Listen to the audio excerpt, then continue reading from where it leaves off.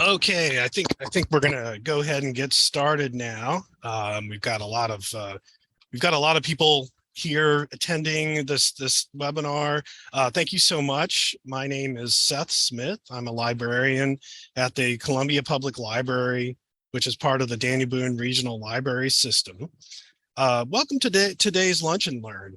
I think this is a very important topic right now, and it's about alternative voting methods and ranked choice voting. This Lunch and Learn series is co-hosted by the library and the League of Women Voters of Columbia, Boone County.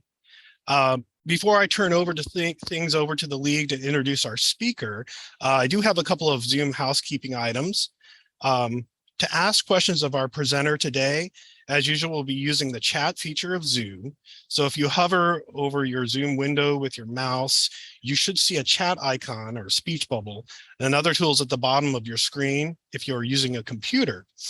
If you're on a tablet or a smartphone, to view chat, you may need to tap into the middle of the screen to have those tools or a menu appear.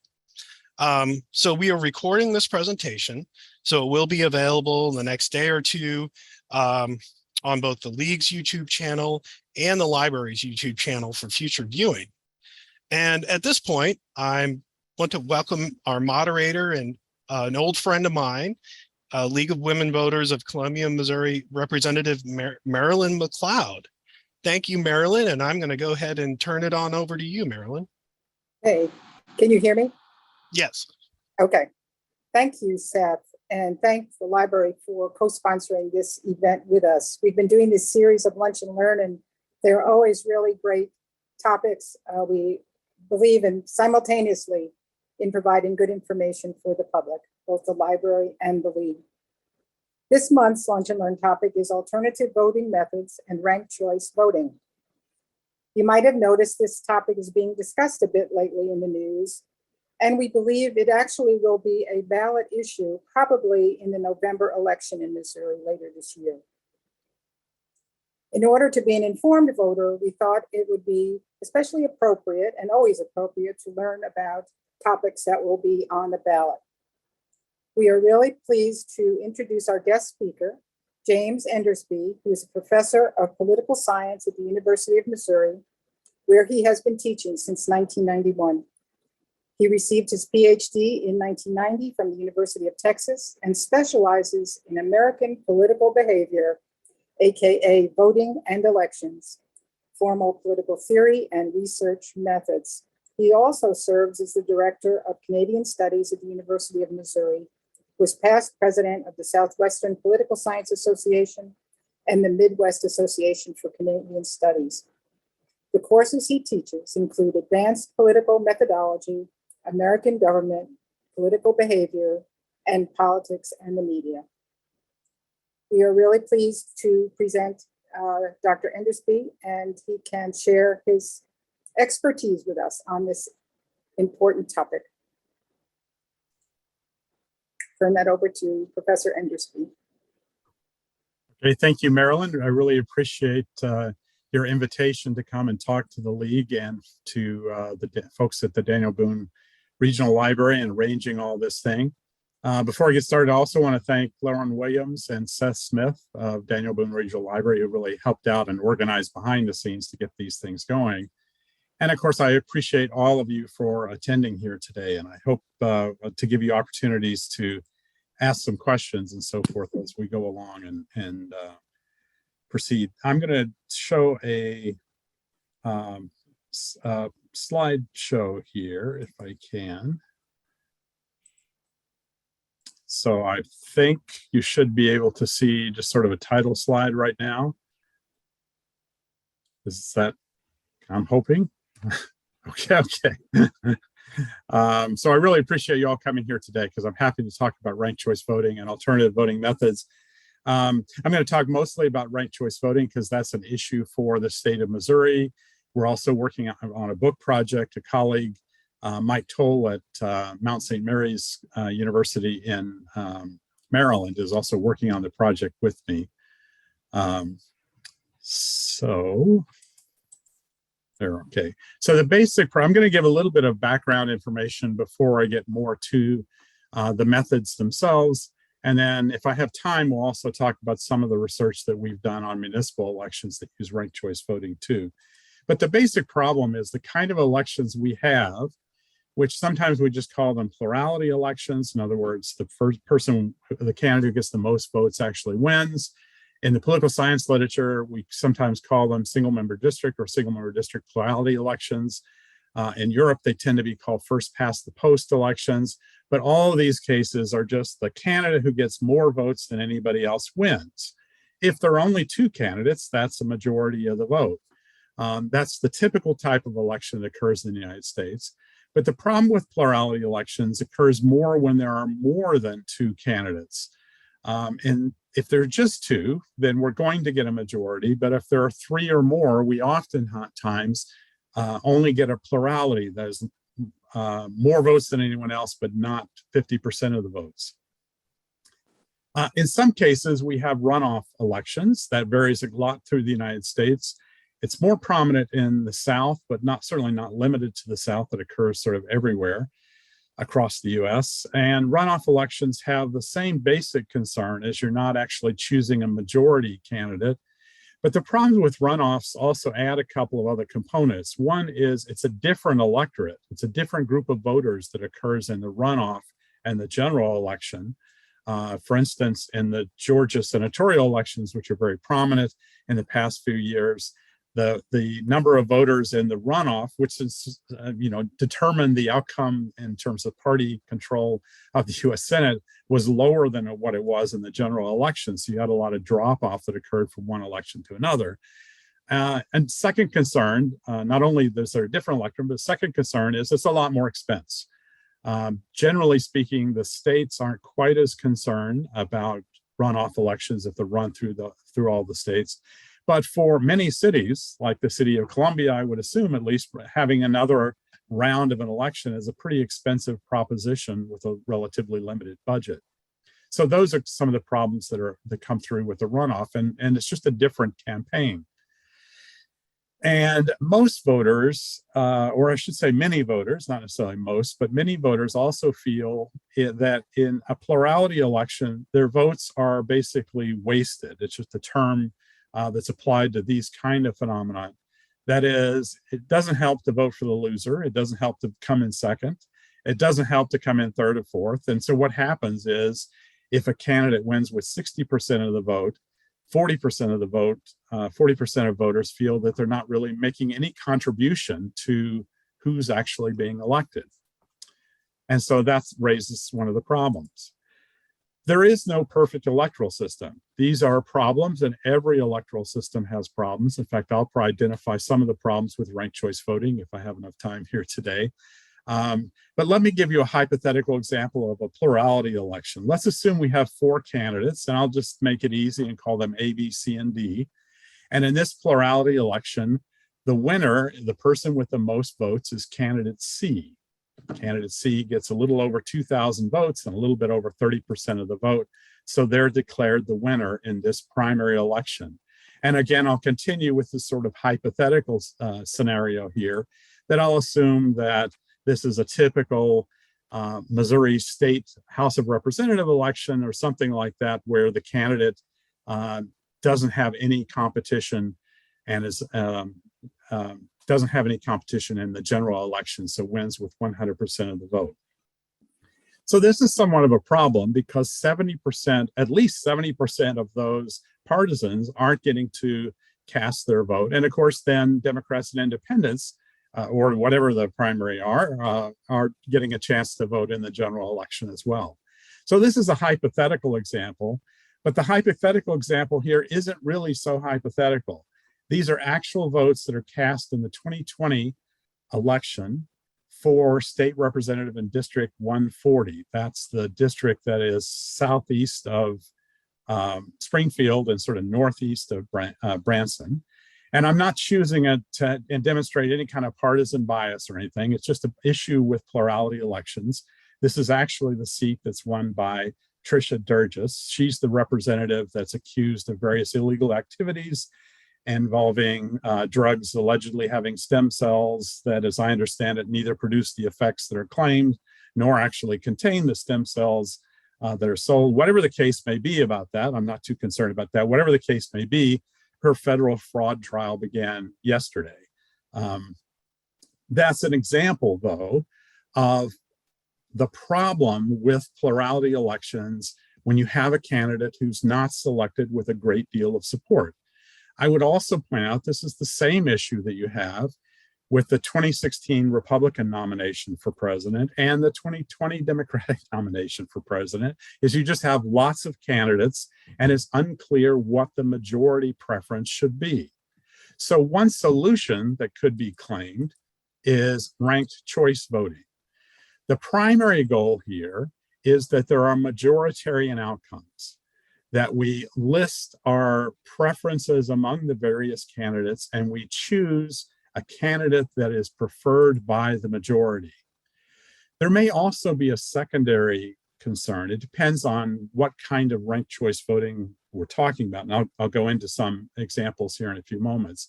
Proportional representation may also be a secondary goal. If we're just choosing one public official, then generally the goal is argued in the cast that we want a majority outcome. If we're choosing several, for instance, what if we had a citywide election for the city council here in Columbia? We could put everyone up and we could get proportional representation through adopting some sort of ranked choice voting. At least that's the intent and that's the goal. There may be other goals as well, that we may just want a candidate that is more representative of the general public. Like in the example that I gave you before, it's a tiny percentage of the overall electorate that actually chooses the winner. Oftentimes, the more representative candidate would be more moderate. That's really the goal, as we'll talk about later, in Maine and in Alaska, where the current ranked choice voting are used on the state level. That may also be a tertiary goal, to select candidates that are more representative of the general public. And ranked choice voting proponents give a lot of different justifications as well. Oftentimes the claim is that there will be more candidates that would be willing to run for office, that will have higher voter turnout, that voters will cast their preferences sincerely, that is, they won't try to game the system and vote for who's likely to win among a smaller set of candidates, but they'll actually tell you who they really prefer first. There's been a claim that campaigns will be more civil because candidates need to not only appeal to their first choice, but also their second and third and so forth choices. And there's also a claim that there'll be more voter satisfaction and general trust in government if we move to ranked choice voting. And so that's what's offered as a possible solution, is that we move to these things. There is no perfect electoral system, though, and that's one of the things that I'll emphasize here, that I'm not a strong proponent of ranked choice voting. I'm not a strong defender of plurality voting. There are just costs and benefits to each one of those systems. When I'm talking about ranked choice voting, and in fact, when you're hearing the proponents of this, it's a little hard to determine what exactly they're talking about. There are basically two, and then plus some other types of ranked choice voting. One is the single transferable vote. That's for multi-member elections. So if we had a city council election where all of the members of the city council election were elected at large, but each person had one and only one vote, and they rank ordered all their candidates, that would be a single transferable vote system. The second type, which is what's more popular in the United States right now, as you're sort of listening to the political rhetoric, is what's currently being called ranked choice voting. In the 1970s and 80s, it was called instant runoff voting. There were some problems with that, so they changed the name. In a comparative setting, that is, political scientists and others who sort of study the problem across countries, it's usually referred to as the alternative vote. In all of these cases, you're still rank ordering your preferences, but there's only one person that's being elected for each ballot. Each official is being elected one at a time. What's confusing even more, I think, in the United States context is that certain states, and I'll mention Utah in particular in a little bit, have what we refer to in our book as multi-member ranked voting. That is, they are at-large votes, but officials are elected one at a time.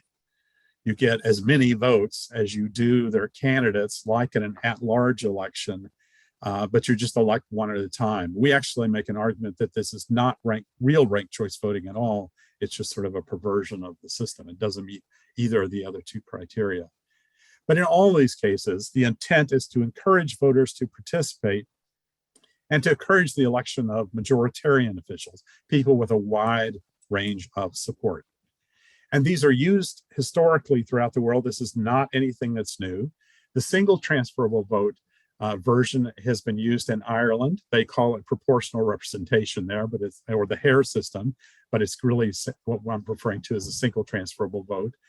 Malta, which is an island democracy in the Mediterranean, which normally you don't hear about, but if you've gone to see the more recent Jurassic World, part of it takes place in Malta. They also have the single transferable vote. And it's worth noting that Ireland has a multi-party system. Malta has a two-party system. So it doesn't seem that there's any guarantee to go in one direction or the other. Australia also uses it for the election of its Senate. It's also used for regional parliaments in Northern Ireland and Scotland. The type of ranked choice voting that you hear more on the news, instant runoff or alternative vote, is also used in Australia, but for the election of the House of Representatives, where there's one member that represents each district, whereas for the Senate, you're representing multiple representatives from the Senate. And it's also used in some other countries, Papua New Guinea, Fiji, Sri Lanka for presidential elections. And it's also used in Canada for party leadership elections of the Liberal and Conservative parties. It has been used more broadly recently for other elections. There's been a lot of growth of interest of ranked choice voting in the United States today. This is really a movement that started in American municipalities in particular and during the progressive era, but it fell into disuse. And since 2000, there's been sort of a resurgence of this, starting with the adoption in San Francisco for the 2002 elections, if I recall, but adopted in 2000. And there's sort of been a renewal of this. And again, in the 2000s, it was called instant runoff voting. So it's promoted for local elections for the most part, but the state of Maine adopted in 2016 and first used it for 2018 for all federal elections. There are only 2 congressional districts in Maine. In one district in 2018, the person was elected outright with a majority. In the other election, it was the first use of ranked choice voting to elect a member of Congress. Alaska also adopted this in 2020, and it's sort of underway right now. I'll come back to that in a moment. So when you're talking about municipalities, it started with San Francisco, sort of filtered through the Bay Area, through Oakland and Berkeley and San Leandro. There are several small communities in Colorado that have used it. Carbondale has never actually had an election where they needed it. Telluride has once or twice, I think. Another primary example that's often used is Minneapolis, and then a little bit later, St. Paul, Minnesota, adopted ranked choice voting. Excuse me. And there have been a couple of cases in New Mexico and Santa Fe and Las Cruces. Portland, Maine first adopted it for mayoral elections and then picked it up for council elections. Tacoma Park, Maryland has used it for a long period of time. And of course, what you've probably seen in the news is New York City used it with a sort of troubled implementation last year in 2021. And there have been a lot of cities that followed. Now that's the one candidate elected model. Single transferable vote is also used in a number of cities. It's used in Cambridge, Massachusetts, and it basically has been used there since World War II. They'll do it for both city council elections as well as for school committees. They elect 9 members of their city council. You get 1 vote, and then they're transferred and distributed across the candidates until all of them win. They also elect their school committee, which is the equivalent of our school boards. They've done that the same way. I think there are 6 elected for the school board there. Minneapolis, Minnesota also uses a little bit for a couple of small boards. Their recreation parks board basically, and they have a taxation board too. And then because of a federal lawsuit, East Point, Michigan, which is outside Detroit, has also used the single transferable vote version. There are some other applications. There were some applications in Democratic primaries and for the 2020 election. Of course, this was a COVID election, sort of overtook everything. There was a disaster in Iowa and then some sort of mixed results in some of these other states too. But in 2020, it was also used for the election of electors to the Electoral College in Maine. And it's also used for overseas voting in a number of states. In fact, Fair Vote, which is one of the organizations that advocates ranked choice voting, gives this picture on their website, which is all the locations that have used it. Those southern states, excuse me, got a cough here. Those southern states are using it for overseas and military ballots, where it makes a lot of sense too, because the ballot comes in oftentimes through the mail. You never know how things are going to shake out. Candidates drop out of the primaries before the overseas ballot actually comes in. So the solution that's offered by this is a voter rank orders their preferences, what their first preference is, what their second preference is, and the third preference is, and so forth. After the election occurs, the count of all first place ballots is made. And if the leading candidate has a majority, then the winner is declared right there, just outright. If there is no majority winner, then the candidate who ranks last is eliminated. Any votes that were cast for the last place candidate are then transferred to the second place preferences. So they're transferred to the next choice. If there's a majority winner at that point, then a winner is declared and the election is over. If not, then the next last place candidate is limited and ballots for that candidate are redistributed to the next choice. And so forth, it goes on until a majority winner is determined or until just someone is left. The same kind of thing happens for single transferable vote, but there is just a quota that is calculated to determine who wins, a quota which is less than 50%. Here's an example of a ballot that you would fill out in Santa Fe, New Mexico for mayor. And this is just a hypothetical ballot. It's not one that was actually used, but it gives the example of how you would fill it out. So you would blank in one option for first choice, one option for second, one for third, and so forth, down to fourth and fifth, because there are 5 candidates here. So that's the process that will be used in Cambridge, Massachusetts, because they're electing 9. They oftentimes will have the number of candidates in their 20s. So it's a lot of work to actually complete everything. You don't have to complete your entire ballot, at least not in any applications within the United States. You could just fill out first, second, and third. You could just fill out your first choice and then leave it blank, and so forth. That's a general example. Another one a little bit south of Santa Fe is in Las Cruces. I actually kind of like this option that's given. Of course, once again, these are not real candidates. This is just the voter information that goes out. But this is how you would complete your ballot. What I actually like about this Las Cruces example is not only the candidates themselves. Yeah, I'm really for red enchilada too. But also I like the thing at the bottom, food images are for illustration purposes only and not meant to represent actual candidates, just in case you were confused by that. Let me give you a hypothetical example here between 3 candidates. Let's assume, and I'm going to make things really, really easy. There are just 3 blocks of voters. They all agree. It doesn't really work that way in real life, but we're going to assume that to start with. That there are 8,000 voters who most prefer candidate Jane. Their second preference is Luke, and then the candidate I like least is Kate. There are 7,000 voters who like Kate the most. Their second choice is Jane. Then the candidate they like least is Luke. And there are 5,000 voters who most prefer Luke. Their second choice is Kate, and their last choice is Jane. Now, in a plurality election, Jane would win this election outright. She gets 8,000 votes. She does not win a majority. She gets only 40% of the vote, but she would win the election. If we had a runoff election, then the runoff election would go between the top 2 candidates. So Jane would win in a plurality election. In a runoff election, we go between the top 2 candidates. That would be Jane and Kate, because she comes in second with 7,000 votes. And given the order of preferences that we have here, if it's a race between Kate and Jane, then those people who most preferred Luke actually prefer Kate more.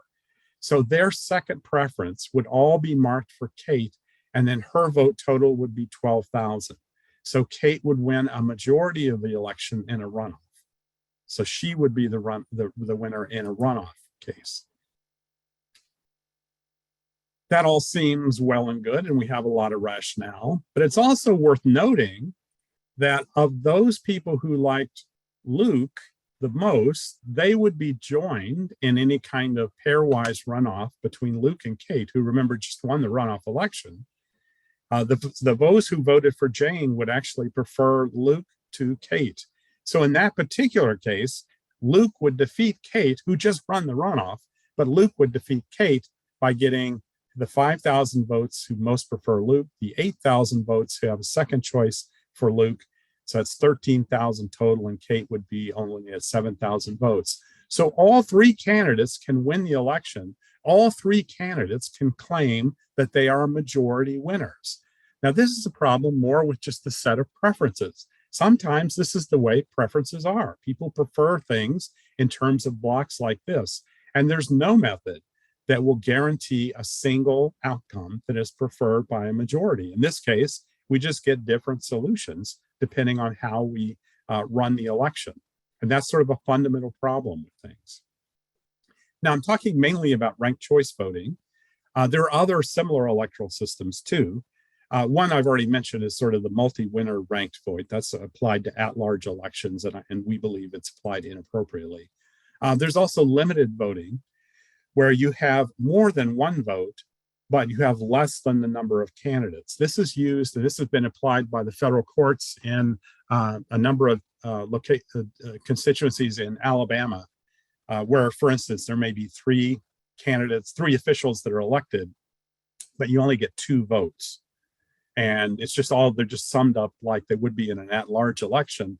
But what it does is, because your vote is limited to less than the number of candidates, then it allows minority groups to have a greater chance of influencing the election. So that's a similar system. I'm not going to talk too much about it, except for here just a moment. There's also supplementary voting, where you don't rank the full preference ordering of candidates, you just rank the top 2. And then if there's a need for a runoff, that is, if no candidate wins a majority, then you just have a immediate instant runoff between the top 2 candidates. This isn't really used in the United States, but this is how they elect the mayor of London in the UK. It's a simple method. One method that's not too simple is Buckland voting, which was very popular in the late 19th and early 20th century. It started in Grand Junction, Colorado, and it was applied to dozens of municipalities in the area. And there, depending on the application, a voter would rank 2 or sometimes 3 candidates. And what you would do is you would weight them. So you would get like a full vote for your first choice, a half vote for your second choice, sometimes a third vote for your third choice, and so forth. So it's kind of a weighted voting system, but it's rank ordered. Another possibility, I noticed that someone logged on here to our talk today, is approval voting. Approval voting is a system where each voter just gets to identify whether she approves or disapproves, by not voting for that candidate, disapproves of each candidate. So all you do is check off the ones you like. And if you think about the Democratic the presidential primaries in early 2020, you got like 22 candidates, I think it was at one point. Wouldn't it be easier just to check off the ones you like and then stop there and then make some other kind of method? Well, that's the method that's used for municipal elections in Fargo, North Dakota, which is a pure method of approval voting. And then a modified version of that is now used in St. Louis City, where they use the first round is through approval voting, and then it goes to a top 2 kind of system after that. Also used in a number of municipalities is cumulative voting, where you have a number of votes that's equal to the number of candidates, but you can stack them up. So if you have 3 candidates that are voting, you could vote 3 votes all for your first preference, or you could vote 2 votes for one preference, 1 vote for your second preference, or you could just divide out the votes. The idea used in this since around the 1970s is that cumulative voting guarantees that minority groups have a better way to be represented in the system. And just to give you an example of what the ballot structure would look like, excuse me for my cough here. if there's only one candidate elected, here we're just assuming this is an election where April, May, and June are the first, second, and third choices, that there are two other candidates, Sunny and Luna, that aren't really preferred by the voter at all, but they would be ranked fourth for Sunny and Luna for fifth. In a plurality election, you just plump down one ballot, you vote for your first choice, at least through sincere voting, you would vote for April. In the ranked choice election, you would order the candidates 1, 2, 3, 4, 5 in terms of your preference, and then the votes would be transferred from one to another according to the system that I talked about before. For approval voting, you would just check off those candidates that you like, that you approve of. And so I set it up so that you like the first three preferences, but not really the last two. And you would just write, check off for the top three that you like, or however many you like. It could be one, it could be two, or however many. The Buckland vote, I won't talk about it because it's kind of complicated, not worth it, what we're talking about here. If there are multiple candidates elected, let's say that there are 3 candidates elected, the so-called block vote, which is like in a smaller Missouri town where there are 3 people elected, vote for 3, you would vote for 3 individual candidates. And so I've set it up so you just vote for your top 3 choices. It could be fewer, it could be more. Well, it could be fewer or more if there are more candidates elected. Ranked choice voting or single transferable vote remains just the same. And this is how the cumulative voting works, is that if you really like April, you could vote all 3 votes for April. If you like April and May, you can split up your votes in this way, or you can just vote 3 votes out. This is the system actually that was used for lower house state legislative elections in Illinois for many decades.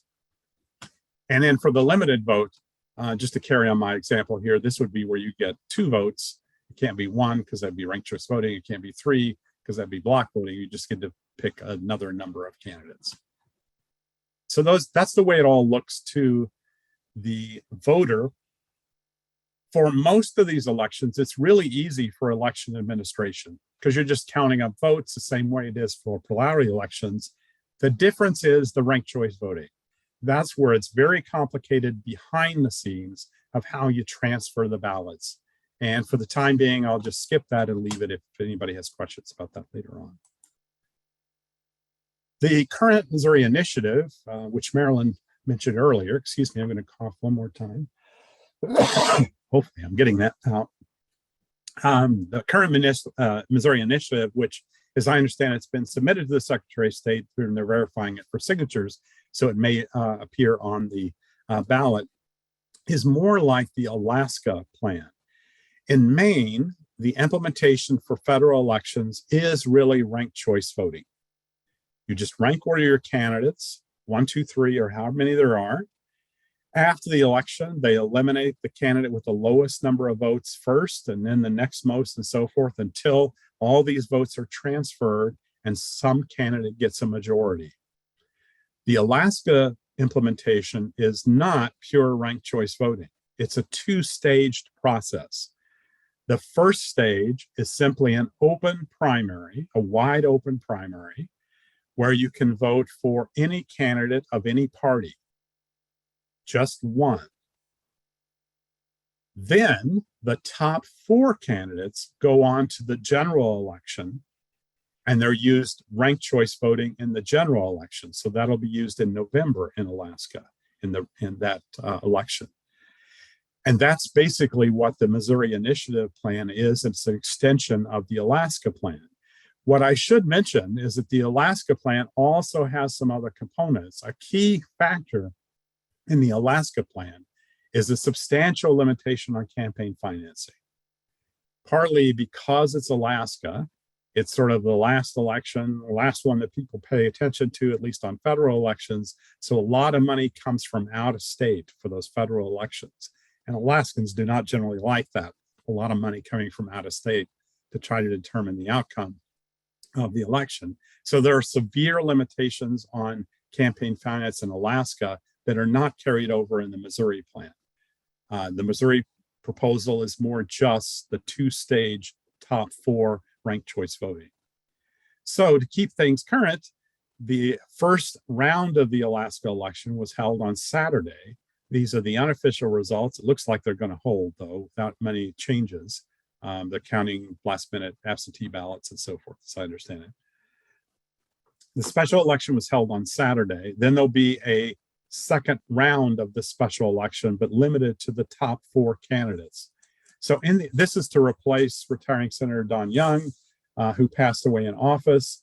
There were 48 candidates who filed for office. Partly it was this new system that led to that. 22 of those candidates were running as nonpartisan or undeclared. There were 16 Republicans, 6 Democrats, a couple of Libertarians, an American independent, and an Alaskan independent candidate. I've just shown you a little piece here on the right-hand side of the candidates that are actually running. And I've also given you the unofficial results here. So you can see that Sarah Palin, who's probably the person that's likely to win in the ranked choice voting. The other possibility is Nick Begich. He comes from he's the 3rd generation of a political family in Alaska. He polled 19%. They're both Republicans. The election in the ranked choice voting is probably going to come down to these 2. There weren't very many Democrats, and Al Gross is sort of an independent candidate. And if you've been following the news on this, you'll be either elated or disappointed that Santa Claus lost. Santa Claus got less than 5% of the vote. Santa Claus was actually a very left-wing progressive Alaskan candidate. Okay, I'm going to skip part of that. Marilyn, how much longer do you want me to go? I've been going a long time. You're good. Go. Okay, We only have one question in the chat, so maybe people are contemplating what they're going to ask. Okay, let me give you a little bit of results from our municipal election analysis, and I'll give a little bit and then maybe give some conclusions. We look at municipal elections have had ranked choice voting where we could get results from these elections since 2000. There's a list of them there. It's a pretty wide variety. Includes some states that some cities rather that implemented ranked choice voting and then dropped it, like Aspen, Hendersonville, North Carolina, Cary, North Carolina, and so forth. It includes a number of cities that newly adopted it, and then of course it also includes cities that have gone through the wide range from San Francisco from 2004. We looked at Cambridge just during the same period since 2000 as well. So what did we find?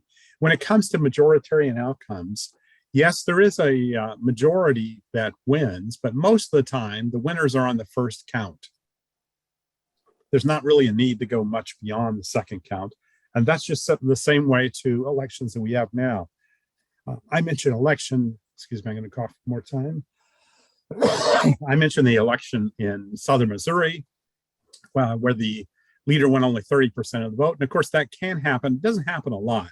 When it happens, it's perhaps very important, but it doesn't occur a lot. What we see that in ranked choice voting, most of the time, the person that wins the election is the leader on the first count. There really aren't very many changes that occur from one to another. The other boards include things like the school board and taxation boards that I talked about. There are some other executives like city attorney, which included Kamala Harris in her first political office too. So then trying to narrow it down, if we look only, because most of these candidates win just in the first round, what if we only look at those candidates that go on to a second round or more? And we still see that typically it's the leader in the first round that actually wins the final election. There are a few elections where a second or I think only one case, a third ranked candidate actually comes in and wins the election, but it's a relatively unusual phenomenon. Usually it's just whoever comes in first. When we're looking at the vote share, it's typically, on average again, that the person who's leading on the first round has a majority of the vote. On average, that person gets over 60% of the vote. That only goes down a little bit as you carry all these things through, too.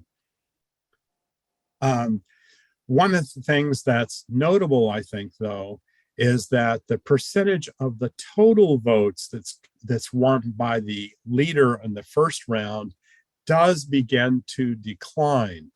This decline is more because votes cannot be transferred from one ballot to another. Many of the assumptions are that voters rank all of the candidates, 1, 2, 3, 4, etc. What we really see is that voters don't rank all the candidates. Sometimes they just rank 1, 2, or 3, or so forth. Sometimes that's a limitation of what the cities implement. San Francisco, for instance, originally allowed voters only to rank 3 candidates. Now they're expanding that to 5, and they're talking about expanding it even to 10 as well. And part of it's because as you go down the ballots, in fact, once you go beyond 2, the winner's percentage is not even half, not of all ballots. And I think this is one of the things that's a misrepresentation of the proponents of ranked choice voting, is the majority is somewhat artificial, that a number of the ballots are dropped along the way. And so the majority is only of those ballots that are remaining, not the majority of the ballots it started with. And in fact, if you include all of these, it drops down to 43.5% overall. It is interesting that the single transferable vote implementation, which the people in Cambridge, Massachusetts swear by, claim it is much more proportional, and more of those folks are elected with more of the ballots. They reached about 99 to 91% of the quota, even the last place candidate who gets elected there. So there is a positive recommendation for that. I'll talk very briefly. Well, should I? I think maybe I should just go to questions. Let me go to a couple of conclusions here. This is what I was referring to a non-transferable ballots. There are a lot of ballots, a high percentage, they're actually dropped along the way because people don't go more than one ballot. In fact, that's even been the case for approval voting, and that's the experience in St. Louis. Excuse me for my cough. In St. Louis, first application is that many folks just voted for one person in the approval rating round. To be fair, though, people in Fargo tend to vote for more than one. So there you go. I don't know what it means. There are some drawbacks. So I'll just talk about some drawbacks that I haven't really talked about so far. And again, I'm not trying to argue against ranked choice voting, but we need to be aware of some things. One is that the information demands are much greater on the voter in ranked choice voting. You have to rank 1, 2, 3, 4, and that's a lot more than just who do you like best. There are some formal or mathematical problems. I alluded to that with my example of Jane, Kate, and Luke before, is that sometimes these issues are unresolvable. Just mathematically, they're unresolvable. That may lead to feelings of something's wrong politically, but it may just be the electorate is divided. I'm so sorry for my cough. There may also be issues with election administration. I could talk more about that if you'd like. Voters don't always fill out the ballots the way they're supposed to. Voters are voters, right? They make a lot of mistakes. One issue is the lack of transparency that it can occur. Most electorates or most election administrators are actually quite good with the implementation of ranked choice voting, of making everything out in the public. In fact, encouraging people to come in and see the actual counting and transferring of ballots. I think that's a very good thing.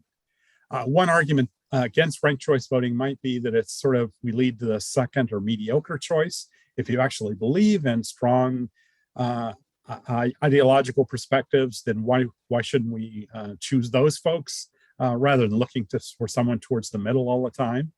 I think the choice in the middle is evidenced by the 2 states that have implemented ranked choice voting so far, because you've got Susan Collins in Maine and Lisa Murkowski in Alaska. Collins was elected through ranked choice voting this last time. Well, she was elected, she got 50% in the last time. But I think the pressure to find more moderate candidates in those states is part of the appeal for ranked choice voting. And one concern that many voters have is that there's a prioritization of the most extreme voters. The idea is you're trying to appeal to voters far on the left and far on the right, because they're the ones who feel left out of the system. They are ranking their candidates first, but people in the middle, I think, are also a bit suspicious of should we really prioritize those people who have the most extreme preferences. And so I'll sort of outline here as I come to a close, some of the results that we found. There are a lot of issues about non-transferable votes.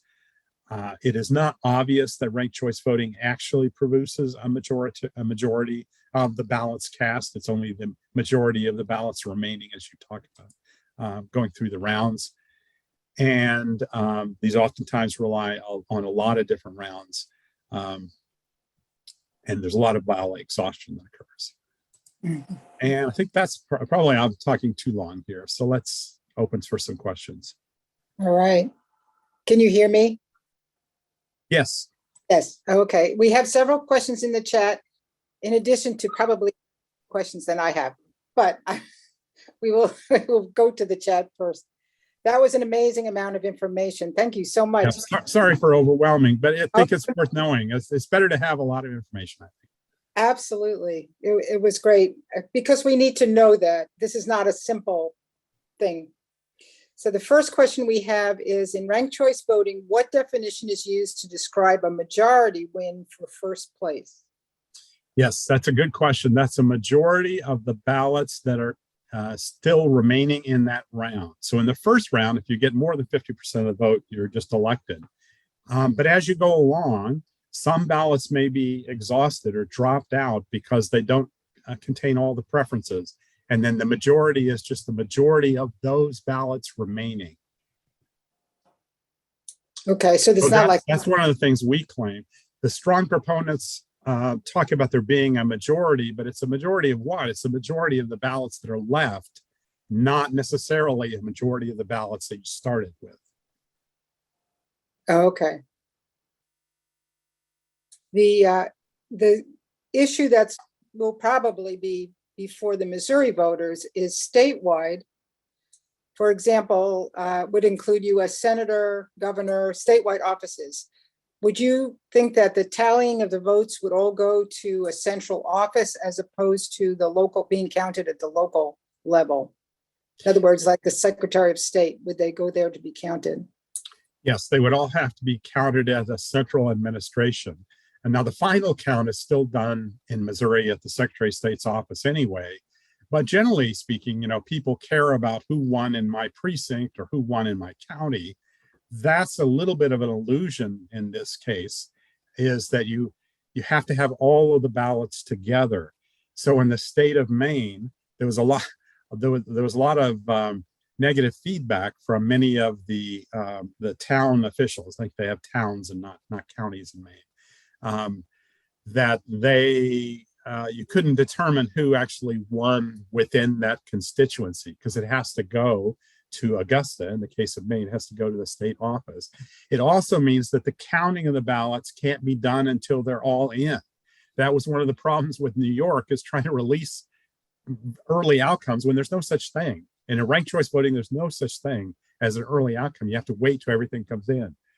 So in Maine, the Secretary of State there was talking about sometimes you have to commission a fishing boat to go out to an island in Maine and get those ballots and bring them in as soon as possible. Because what the town officials used to felt more comfortable with a little bit of delay, you can't have that anymore. It has to all come in soon. Do you think that name recognition is a bigger factor for this? Say you have like a list of 10 candidates. Think of Alaska. So yes. Yeah. Well, I think that's yes, although I'm not sure that's unique to ranked choice voting. I think certainly Sarah Palin and Nick Begich, who's very well known in Alaska, are drifted right up to the top through name recognition. But I would just also draw your attention back many years ago now when Arnold Schwarzenegger came out as governor of California. I mean, right. I think it's pretty clear, although a lot of Californians liked him, I think it was pretty clear that it was name recognition that brought him up to the top of the ballot too. Anytime when there's lots of candidates, name recognition becomes even more important. I don't know that that's unique to ranked choice voting. Oh, okay. Here we have a question. What are the pros and cons of doing first and second choice voting when there are only a few candidates? Yes. I'm not quite sure. I'm not quite sure what the question is asking, whether it's about the electoral system or idea of making the electoral system only having two preferences, for instance, like they used in the City of London, it's because the election gets to be decided really fast. You determine the top two, and then you transfer those, and then the election is determined right away. What the voter may choose, whether to rank first and second or rank first or whatever, that's going to vary by every individual voter. And that is certainly an argument for ranked choice voting, is you get to pick. You get to provide more information about what your preferences actually are, including, I really like this candidate who's not likely to win, but I'm going to rank them first because I want to express my opinion that this is where I think policy should go. This is where politics should go, even if I'm really getting my vote transferred to my second choice.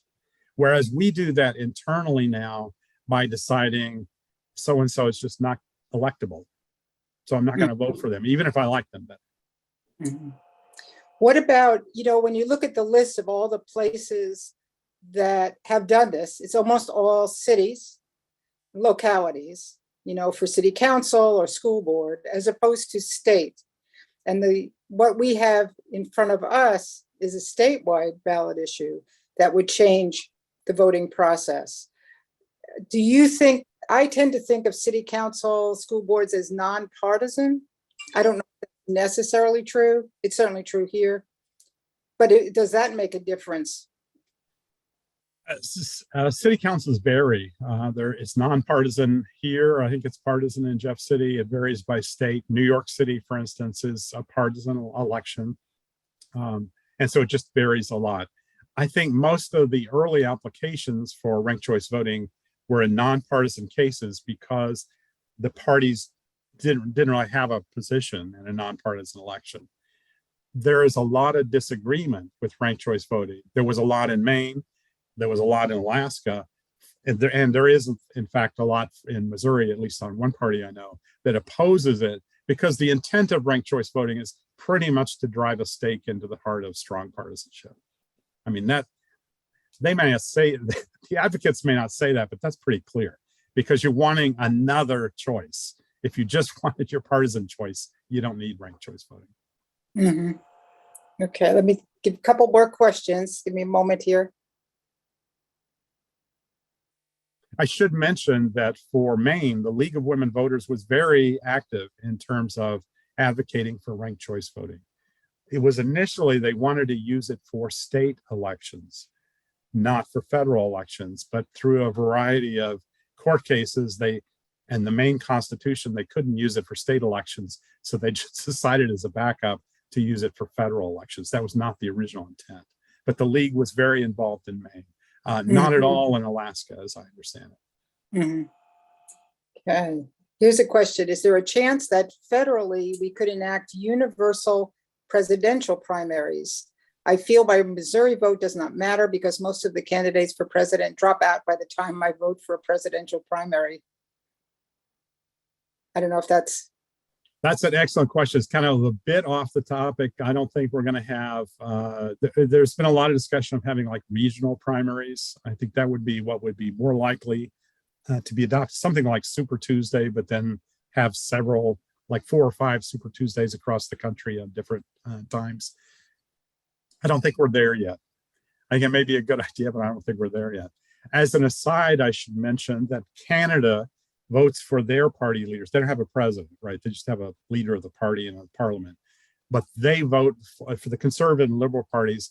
They do use ranked choice voting because there are so many candidates that are running that they find that's a better system to work. But there's also a lot of dissatisfaction with just this side. Yeah. Here's another question. In a national election, and this would also be statewide, where overseas service members often lag in snail mail efficiency, we'd have to wait for all ballots to be in before there would be a count. If for example, we have ranked choice, is that correct? That is correct. That's correct under the current federal law. UOCAVA says that you have to wait for those overseas ballots. Okay. And then the argument for, and to be honest, I think that's a clear application where ranked choice voting would be a good thing because you have someone in service perhaps in an area where it's difficult to get information in and out, that we need to give those folks the opportunity to cast their votes for legitimate candidates, and that may not be known. To go back to Ashley's question before, we may prefer one candidate who drops out before it gets to the Missouri presidential primary. But if you're overseas, that's a likely phenomenon that someone drops out. And so the idea of having ranked preference votings where you can transfer to the candidates that's still there, that is your legitimate choice, is quite reasonable. Okay. Do you think that there would be an issue with voters, as you did allude to a little bit earlier about sometimes voters have problems figuring out who to vote for? So in this particular initiative petition, the primary would be a regular plurality vote. Is that correct? That is correct. And that's like the Alaska example I gave. We know who the top 4 are, but each Alaska voter just had one vote in that primary, that special election primary. That's what the Missouri proposal does too. So you'd get one vote and the top 4 would go to the ranked choice. Yes. The difference is it's an open primary. So you have Democrats, Republicans, and others all on the ballot at the same time. Whereas right now we have a party-based primary. You get a Republican or a Democrat or other ballot. Do you think, and this isn't intended to be partisan because it could be in any state, say the top 4 turn out to be all of one party? Yes, that's possible. Both California and Washington State have a top 2 election now. So it's a runoff election, but it's a top 2. And they can be 2 Democrats or 2 Republicans voting in those elections. Running in those elections. They could be among the top 2. So it's certainly a possibility that you could have a top 4. Well, and you think, in the Springfield area, maybe they're all Republicans. In maybe downtown Kansas City or St. Louis, they could be all Democrat. Yeah, it's a reasonable possibility. It is a possibility.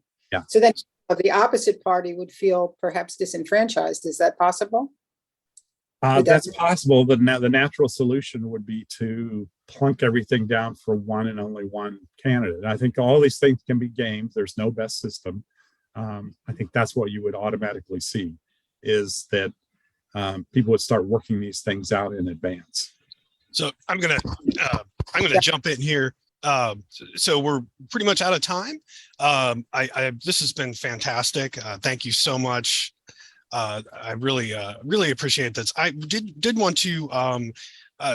Could one of you talk about the Better Ballot Initiative? There have been a couple of requests coming through, and then we'll wrap it up after that. But if that's okay. Professor Endersby, did you want to? No, I think I'll just stick with the right choice voting. Okay. You did include information about it. So I suspect if it will be on the ballot, right now, as Professor Endersby said, the Secretary of State's office is reviewing the signatures on the petitions. So if it passes in that way, it would be probably on the November ballot. I'm just guessing, but I would assume that.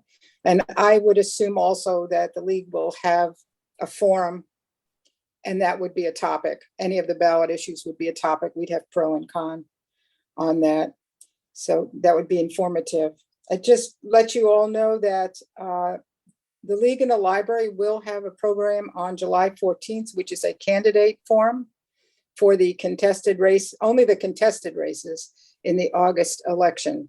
And so we hope you will join us. It will be both in person and on Zoom. So you have a choice of being there live or on Zoom.